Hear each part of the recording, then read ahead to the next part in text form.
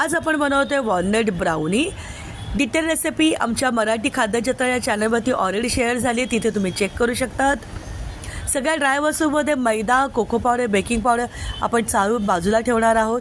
त्याच्यानंतर जितकं सगळं लिक्विड आहे ज्याच्यामध्ये chocolate, dark chocolate compound, butter, condense milk, पाणी आणि कॅस्टर शुगर सगळ्याला आपल्याला गरम करून घ्यायचं आहे आणि ड्राय वस्तूमध्ये हे सगळं लिक्विड आपल्याला ॲड करायचं आहे। मी सगळं मायक्रोवेव्हमध्ये गरम केलं होतं, तुम्ही गॅसवरती सुद्धा गरम करू शकतात। सगळं मिक्स केलेलं आहे, वरतून वॉलनट टाकायचे आहेत।